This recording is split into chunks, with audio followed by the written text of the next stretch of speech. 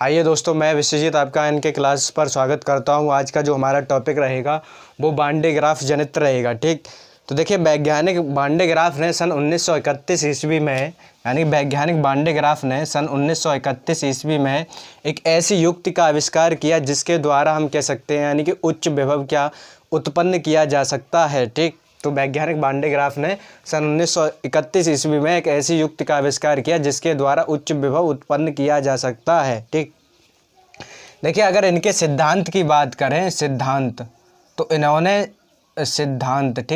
इन्होंने निम्न दो सिद्धांत दिए, यानी बांडे ग्राफ के निम्न दो सिद्धांत थे। नंबर एक था, यानी कि इन्होंने बताया था किसी गोलीय खोखले चालक को दिया गया आवेश इसकी बाहरी पृष्ठ पर एक समान रूप से फैल जाता है या फिर हम कह सकते हैं वितरित हो जाता है। ठीक, ये बताया था वैज्ञानिक बांडे ग्राफ ने सिद्धांत में नंबर एक में। मतलब आपको ये खोखला गोला दिखाई दे रहा है, ये खोखला गोला गोलीय चालक है। ठीक, इसके मतलब चारों ओर या कह सकते हैं बाहरी पृष्ठ पर एक समान रूप से आवेश क्या है, वितरित है। नंबर दो में इन्होंने बताया था किसी नुकीले चालक, मतलब जो कंगा दिखाई दे, ये कंगे होते हैं C1 और C2। ठीक, किसी नुकीले चालक में वायु से आवेश का वितरण अपेक्षाकृत क्या होता है, शीघ्रता से होता है।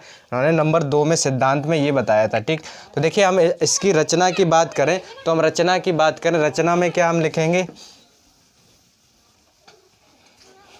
अगली इसी में हमारी हेडिंग रहेगी रचना। ठीक, रचना नंबर एक, मतलब रचना में हम डायरेक्ट लिखेंगे। देखिए हमें जो रचना में क्या लिखना होता है, जो हमारा चित्र है उसी के अकॉर्डिंग हमें मतलब इसमें थ्योरी वगैरह है बनानी पड़ती है। ठीक, तो हम कह सकते हैं, देखिए इसमें यानी कि दो वैद्युत रोधी स्टैंड होते हैं, मतलब एक ये वाला है, एक ये वाला है। ठीक, इसमें हम कह सकते हैं बांडे ग्राफ जनित्र में दो वैद्युत रोधी स्टैंड होते हैं जिसमें दो, तथा हम कह सकते हैं इसमें दो घिरनियाँ P1 व P2 होती हैं। घिरनियाँ क्या हैं, P1 व P2 है, तथा हम कह सकते हैं इसमें दो कंगे होते हैं, C1 व C2 होते हैं। ठीक, तथा फिर आगे हम लिखना चाहें, हम कह सकते हैं इन घिरनियों में एक सिरेहीन रबड़ अथवा सिल्क की एक डोरी होती है।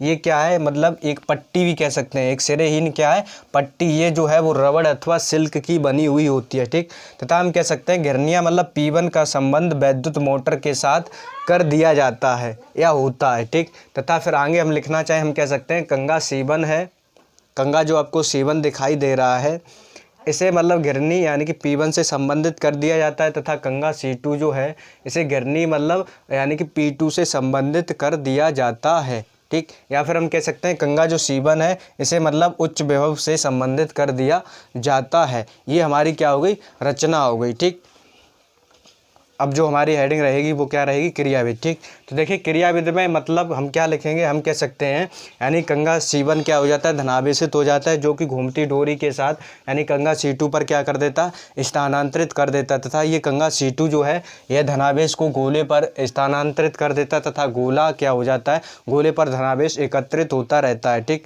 तथा हम कह सकते हैं एक विशेष स्थिति में ये क्या होता है, मतलब यानी कि ये रोधन टूटने लगता है। ठीक, इसे रोकने के लिए हम क्या करेंगे, मतलब इस जनित्र को उठाकर एक स्टील के आवरण में रख देते हैं। ठीक, तथा उस आवरण में हम कह सकते हैं मतलब नाइट्रोजन तथा मीथेन गैस भर दी जाती है, तथा ये यानी कि जो रोधन है वो टूट ना पाए। ठीक, यदि हम देखिए एक बात समझिए, यदि हम इस गोले की त्रिज्या क्या मान लें, बड़ी आर मान लें, तो इसका जो वैद्युत विभव होगा B बराबर 1/4 पाई एप्सिलॉन नॉट Q बटे क्या होगा R। ठीक, तथा हम कह सकते हैं इस प्रकार से हम कह सकते हैं मतलब कंगा C मतलब इसका एक सिरा यानी कि पृथ्वी से संबंधित कर दिया जाता है, तथा दूसरा सिरा गोले से संबंधित करके मतलब उच्च विभव क्या कर लिया जाता है, उत्पन्न कर लिया जाता है। ठीक, अगली हम कह सकते हैं इसमें जो हमारी हेडिंग रहेगी उपयोग। ठीक, उपयोग, देखिए उपयोग में हम कह सकते हैं बांडे ग्राफ जनित्र का जो उपयोग है आवेशित कण को त्वरित करके मतलब अर्जित किया जा सकता है। ठीक, जैसे मान लीजिए आवेशित कण क्या होते हैं, मतलब न्यूट्रॉन और प्रोटॉन की बात करें, ये क्या है आवेशित कण,